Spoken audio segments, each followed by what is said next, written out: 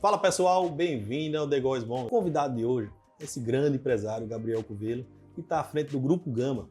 Grupo esse que eu tive o prazer, lá em 2011, de intermediar a aquisição da sua primeira concessionária. Hoje estamos em 2024 e é o grupo que mais cresceu no estado, com 8 concessionárias. Bem-vindo, Gabriel. Góis, eu que agradeço o convite. Para mim é uma honra estar aqui, sobretudo seu primeiro programa, né? É isso aí, você está com prestígio, viu? Pois é, muito obrigado. Mas fique certo de que, assim, para mim é motivo de grande satisfação, porque você sabe o quanto você representa para mim, o quanto eu admiro você, seu pai, enfim, toda a sua família. E você realmente é uma figura inspiradora. E qual a mensagem que você passa para quem está começando, essa turma nova, está empreendendo, você com a sua experiência, sobre isso? Então, aconselhar é difícil, né? Porque eu sempre digo isso, eu digo, todo filho que ouve os pais alcança as coisas muito mais rápido, né? Porque queima etapas. E eu sinto que a turma hoje, ela tem uma necessidade muito voraz de que as coisas aconteçam rápido. Existem até exemplos que são muito pequenos de pessoas que de um dia para a noite, né, com o advento da internet e tudo mais, e alcançam um sucesso aí, e que isso é, de certa forma, complicado, porque sem tirar de forma nenhuma o mérito de cada um que consegue isso, mas você tem dentro de casa uma criança que você tem que dizer, você tem que estudar, você quer ser advogado, quer ser médico, quer ser publicitário, você tem que estudar, você tem que trilhar um caminho, né? Porque senão você vai dizer o que é ele. Não, vá para frente do celular ou de uma câmera que você vai ser blogueiro, e quem alcança o sucesso fazendo isso é assim, é 1 em 1 milhão, é uma mega sena talvez, enfim. Isso hoje, esse desafio de um pai e de uma mãe é muito grande nesse sentido. Que eu digo a você... Está cheio de fórmulas mágicas, né, na internet, né, Gabriel? Pois é, e assim... Muita gente vendendo eu tenho 58 anos e trabalho desde os 15 e não encontrei fórmula mágica. A única fórmula que eu encontrei foi trabalhar sério, me dedicar e ter uma coisa chamada resiliência, que hoje eu acho que rasgaram do dicionário dessa turma mais nova. É verdade. Resiliência é um passo além da insistência. Você tem que insistir, persistir, e aí você vai para a resiliência. Sem isso não vai, porque é aquilo que eu falei aqui, comentei, que eu vi numa entrevista, que na vida a gente nunca perde. Ou a gente ganha, ou a gente aprende. Então, naqueles momentos que você acha que perdeu, você está aprendendo. Você está se fortalecendo. Você está criando musculatura, você está criando uma identidade naquilo que você escolheu fazer, e aí você vai persistindo, você vai alcançar o sucesso. E eu não conheço quem persistiu, quem trabalhou sério e trabalhou duro, que não tem alcançado o sucesso.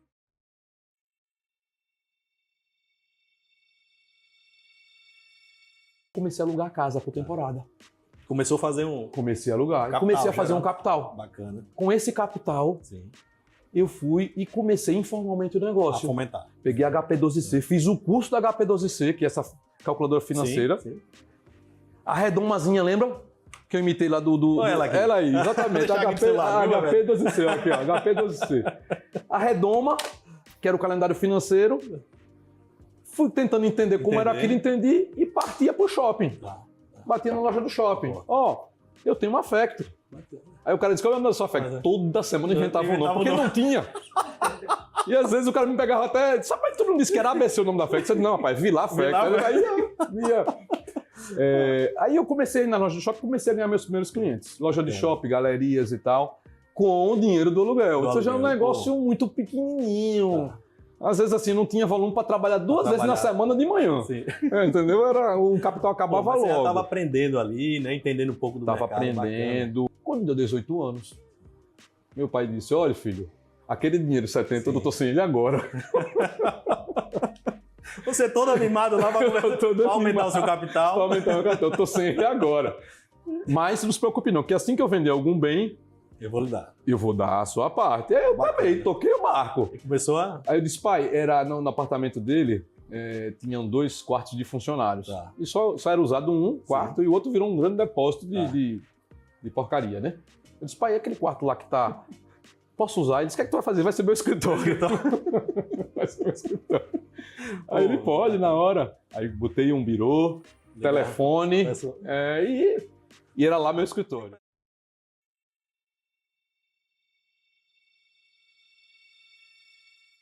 Mas me fala um pouco do hit Vale Night, Toninho. Como foi? Como foi a composição, essa parceria aí com o Duval? Como é que tudo aconteceu? Aconteceu... O hit é a pura verdade, Sim. Né? De um ser humano. Então, você sabe que eu casei muito cedo. Sim. E a gente... eu e minha esposa, a Cacá, somos muito felizes. Linda, por sinal. Muito felizes. Puxou o primo. Puxou o primo. Aí, quando eu vi essa história de Vale Night, eu tava gravando um estúdio, o final do meu DVD em 2008. E aí uns amigos chegaram e falaram assim, rapaz, os caras falaram que foi pro estádio de futebol, mas disseram, acabaram dizendo que ia pro jogo, mas acabaram indo para vamos dizer, pro Maikai. Sim. Os caras disseram que pegaram Vale Night. Eu digo, como é, rapaz? Isso era 6 horas da manhã no estúdio, eu gravando umas guitarras, umas coisas. Como foi umas 6h30 que eu saí do estúdio, fui pra casa. Eu fiquei com esse negócio na cabeça de Vale Night. Eu digo, pô, tem um Vale Refeição, né? Tem um Vale Transporte. Vale Gás. Vale Gás, mas os caras são engenhosos, né? Isso aí são uns 3, 4 amigos nossos que adoram essas tiradas, né? Aí eu, em casa, guys, quando eu cheguei, peguei o violão, digo, velho, eu tenho que fazer alguma coisa. Mas assim, sabe aquela coisa que você faz sem nenhuma pretensão? Eu digo assim, ó, isso aqui não vai estourar nunca, né? Tá. Isso aqui é uma brincadeira pra gente fazer com os amigos. Tá. Pronto, aí eu fiz. Ela me deu o Vale Night, começou aí. Eu precisei do Vale Night, que eu falo precisei, e o Duval colocou, eu consegui, né? Tá. Trocou umas besteirinhas. Tá. E aí eu fiz a música quando foi, na outra semana que a gente já fazia shows na Cassino, na Life, nas boates. Sim. Eu digo, eu vou lançar agora isso aqui. Aí passei pros meninos, elevei a letra, comecei a cantar. A música estourou já ali. É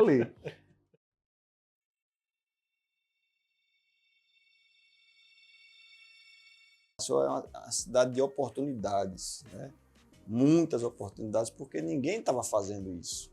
Ninguém estava observando o que é que... aquela história da planilha, conta... mas isso vende, isso não vende, o metro quadrado vai chegar a tanto. Você sabe da história, o metro quadrado dele...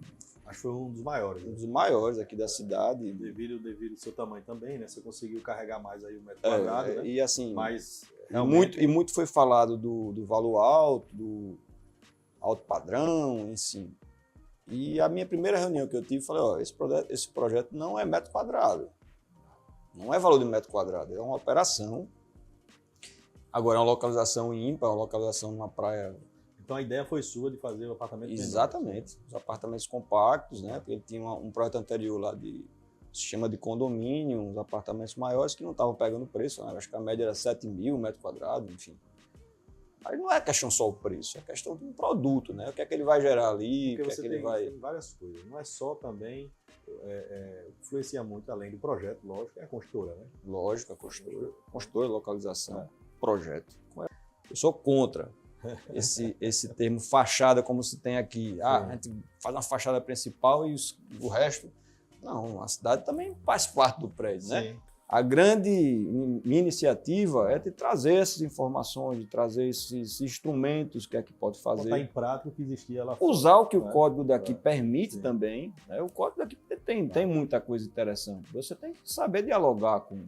Aí, para os estudantes, para quem está na profissão aí, a gente tem que dominar muito essa ferramenta que é o plano diretor, que é o código municipal, para você propor em cima dele, né? Quais são as respostas? É o médico, você vai numa consulta...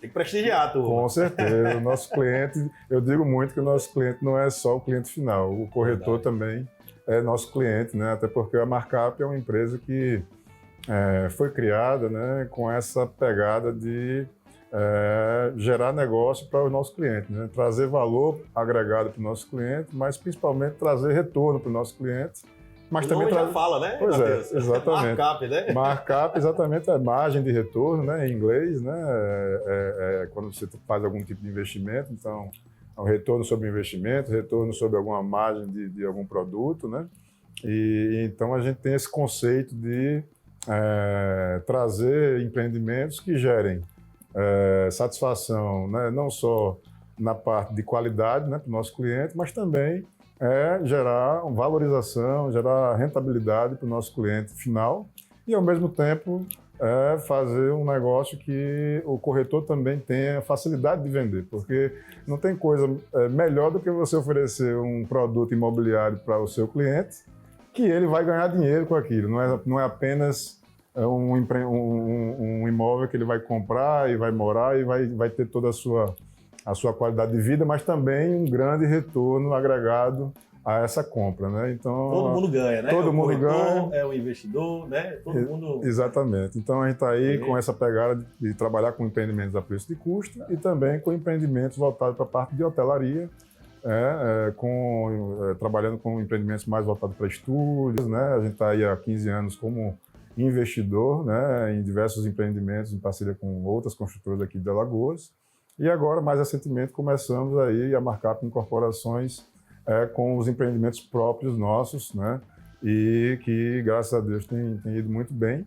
E a gente tem diversos outros empreendimentos aí engatilhados, né?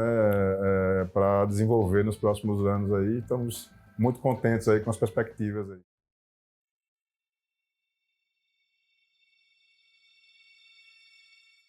E fui tentando de 2007 até fechar o meu primeiro contrato em 2011. Olha quanto tempo levou. Persistente você. Pois é. Aí eu digo, não, eu vou lá, eu quero conseguir. E em 2011 a gente conseguiu fechar um primeiro contrato, né? E foi aí que começou realmente, de fato, a Pegasus, né? Quando ela começou a operar. E aí eu fui e comecei terceirizando veículos. Eu alugava carro de outras pessoas e colocava à disposição daqueles locais onde eu tinha ganho esses contratos, né? Então eu posso dizer que eu comecei a locadora realmente sem carros, Sem carro. entendeu? Eu comecei a locadora sem carro. Eles, quantos prosperou? Prosperei tudo, porque eu não tinha. Mas foi interessante porque a partir do segundo mês eu já comecei a ter alguma coisa para começar a comprar meus carros. Certo. E aí foi onde eu digo, não, agora eu vou começar a ter minha frota própria, não a frota terceirizada. Hoje sua frota são 400 carros, né? Hoje a gente tem uma frota de 400 carros. Bom, número é um número bem expressivo.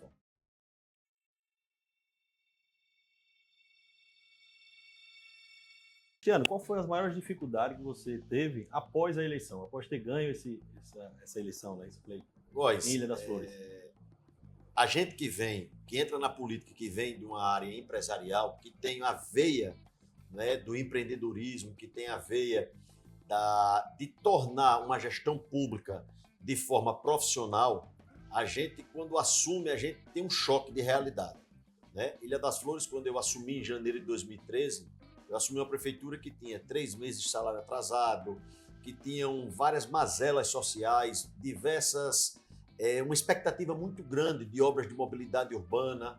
A autoestima da população ilhaflorense estava completamente arrasada. Então, nós iniciamos primeiro um trabalho de reestruturação, um trabalho de organização dentro da gestão pública, um trabalho de valorização do servidor, obviamente que tendo que ser duro em alguns momentos. O gestor público ele tem que ter o desprendimento, ele tem que ter a coragem, a determinação de traçar um objetivo e trilhar esse caminho para conseguir atingi-lo. E durante esse caminho, a gente, às vezes, tem que tomar algumas atitudes que não agradam a todos. Essa é a diferença, né, do gestor que quer ter êxito, que quer realizar aquilo que a população tanto espera, com aquele gestor que quer agradar a todos.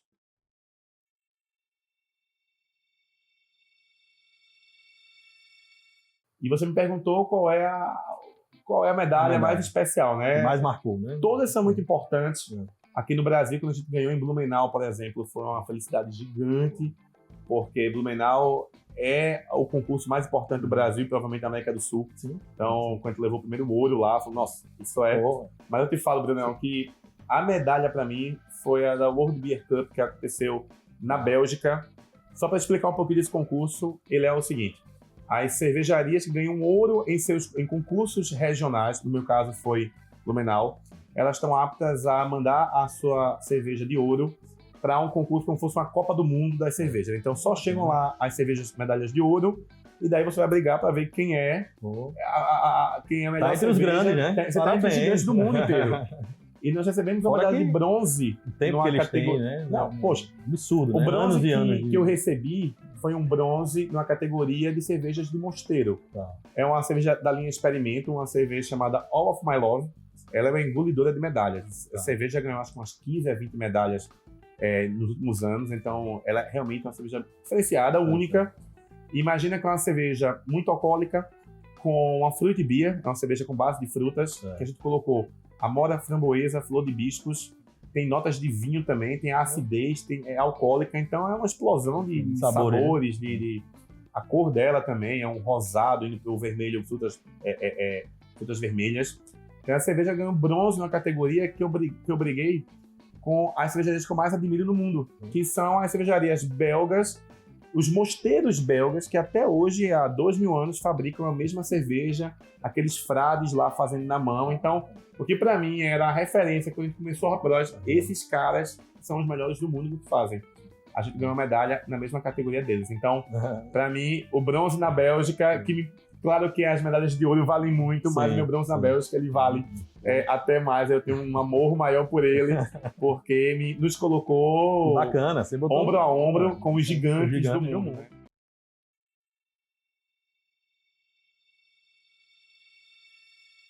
Sim, falando em referência, doutor, você é referência hoje em lentes de contato e reabilitação oral com implantes, né? O que é que você mais gosta nessas áreas? Então, o que eu mais faço hoje na minha rotina clínica é devolver sorriso. Sim. Então, quando você devolve um sorriso a um paciente, você devolve a autoestima desse paciente, você devolve a confiança desse paciente, você devolve a saúde para esse paciente, a oclusão para esse paciente. Então, a lente por si só não é só o dente mais claro ou bonito. Então, existe a parte funcional, que a gente consegue corrigir também. Então, através das lentes do trabalho estético, a gente consegue corrigir, melhorar a oclusão desse paciente, a gente consegue melhorar corredor bucal, a altura do dente do paciente, porque às vezes tem paciente, chega para mim, um paciente alto com dente curto. Sim. Então, isso a gente consegue melhorar essas É proporções. desproporcional, né? E você devolver uma confiança ao paciente, a autoestima do paciente, isso não tem preço. Assim. Para mim é uma conquista profissional muito grande. Chega paciente muito triste lá, que não sabe o motivo, e o sorriso a gente consegue através do sorriso. Doutor, dá um conselho aí para quem está começando aí na odontologia. Então, pessoal, o conselho que eu dou é insista na sua profissão, acredite. As coisas não acontecem do dia para a noite, você precisa ser referência em alguma coisa. Faz uma especialização, é muito importante você ter essa bagagem, essa referência, o paciente te procurar porque você é bom naquilo. Então, eu comecei há 16 anos atrás, comecei a ver o sucesso, assim, a ganhar um reconhecimento do meu trabalho há 6 anos. Então, assim, nada é do dia para a noite. Então, é importante acreditar, é importante não desistir, ser ético, ser correto com o seu paciente e que você vai galgar voos largos aí e vai ter muito sucesso na sua profissão ou em qualquer outra que queira.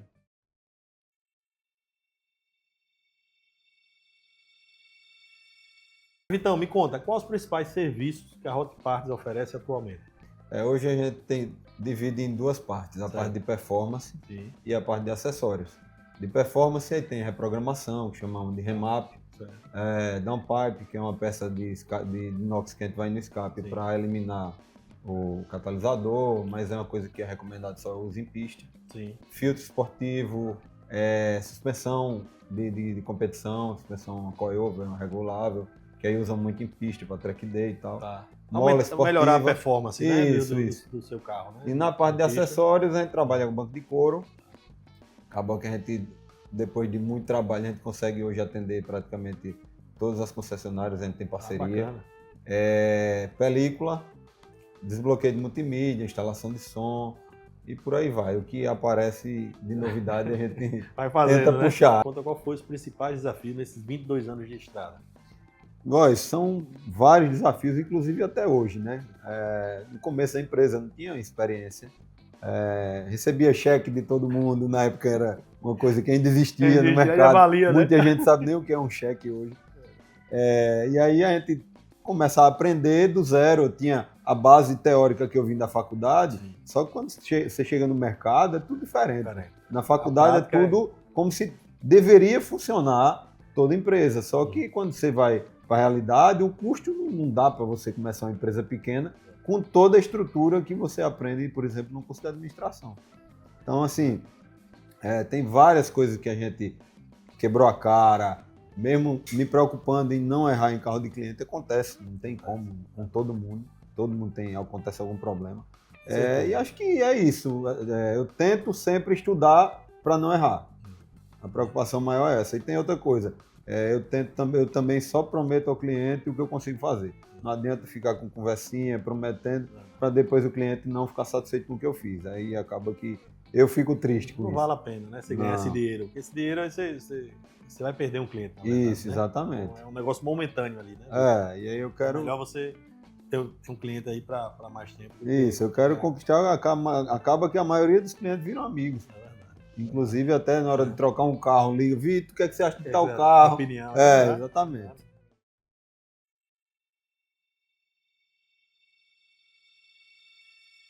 Contei para você, mas a primeira obra da Ecopar Engenharia foi uma obra do qual a gente quebrou. Né? Literalmente quebrou. A gente prestou o serviço, a consultora Teve que pagar. A consultora não. A consultora não honrou, não por maldade, a consultora quebrou e a gente não desistiu. Né? Não foi nesse primeiro obstáculo que a gente parou, né? Isso. Então, assim, o principal conselho que eu dou para os empreendedores ligados ao nosso setor é que não desista, é que corra atrás, é que se qualifique e que continue tentando, né? Em busca da melhoria contínua, né? Daquele processo de 1% melhor todo dia, né? Isso tem um poder também, grande, né? Tem pessoas que querem empreender, ele quer ser ali um bom engenheiro, ele tem que praticar, que o mercado, hoje um bom engenheiro, ele vai receber. A Ecopar está contratando engenheiro. Se tiver profissional, a gente está atrás de bons profissionais. Acho que não tem só espaço para empreendedores, tem espaço também para bons profissionais ligados à engenharia civil. Não só em Maceió, eu tive há alguns meses atrás lá em Balneário Camboriú, um mercado extremamente aquecido e... Você vê, vai ser feito lá você deve ir, né? Agora semana. Vai ter o lançamento. Um residencial, vai ser o maior residencial do mundo, né? Então, o Brasil está crescendo muito e vai precisar de bastantes engenheiros aí ao longo desse tempo, né? Fico só imaginando bombear concreto para mais de 500 metros de altura. São bombas em série, né? São bombas em série. Tem tecnologia, né? Quando... Góis, o povo constrói embaixo d'água. E lá vai ser 154 andares. Muito alto. A gente eu tive lá em Balneário um tempo atrás, a gente entrou nas obras lá da FG, eu conheci a tecnologia que eles utilizam e posso garantir que a Ecopar está capacitada para fazer o que tem lá aqui em Maceió.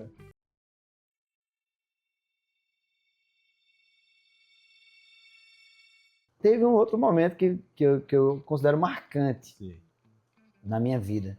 Foi quando nessa coisa do tiro, eu dando muita aula de tiro, um dia eu olhei para o alvo e vi que naquele alvo tinha um homem. Era a silhueta de um homem. Eu disse, poxa, eu estou ensinando a matar. Rapaz, isso me deu uma crise de consciência. Foi. Né? Você tem uma crise aos 30, né? Essa foi aos 40, 42 anos, eu acho. Já tinha formado um bocado de gente. Rapaz, eu tinha o maior curso de formação de instrutores de tiro de Maceió. Eu treinava as pessoas para passar nessa prova da Polícia Federal. Aí eu tô ensinando as pessoas a matar. Aí vinha alguém me dizer, não, cara, você está ensinando defesa pessoal. Mas não mata. Né? Aí eu entrei nessa coisa aqui, assim, cara, eu acho que eu tô precisando nadar em outras praias, né? Aí foi quando eu vi o meu primo, Flávio Saraiva, maior inspiração da minha vida, sem dúvida, assim, um cara que me botou debaixo do braço também, me ensinou tudo, assim. E ele já prestava consultoria de segurança em algumas empresas. e dava um valorzinho fixo ali, tinha que ganhar pela consultoria. Eu digo, eu preciso de algo fixo. Eu preciso de algo fixo. Eu preciso de algo que me projete para outro nível da segurança. Porque quando você está no nível do tiro, eu ficava formando vigilantes. Limitado, né? Eu formava vigilantes e formava pessoas que queriam comprar arma, tal, fazia um network maravilhoso, tive a oportunidade de conhecer pessoas maravilhosas, dando instrução de tiro, mas eu já não cabia mais ali. E eu tinha formado instrutores que se tornaram muito melhores do que eu. E algumas pessoas ficam tristes e eu estava super feliz com isso. Mas dá um conselho aí para quem está entrando agora nessa área de segurança. Olha, a área de segurança é uma área multidisciplinar. Então, nunca é estudar só segurança privada. Você vai ter que dominar direito, você vai ter que dominar técnicas de entrevista, você vai ter que dominar informática, você vai precisar dominar várias áreas. Então, qualquer área que você atua, você pode trazer elementos para a segurança. É um ramo fascinante, porque você entrega uma tranquilidade muito grande. E como eu falei no começo da nossa conversa, segurança é uma sensação. E você poder dissipar e promover essa sensação de segurança é extremamente satisfatório, né? Você saber que alguém conseguiu ficar tranquilo em algo que ela achava que ia ser muito duro para ela, que ia ser difícil, que ela não ia conseguir. Você tá ali dando suporte, vá que eu tô aqui te protegendo. No final das contas é isso. Vai que eu tô aqui para cuidar de vocês.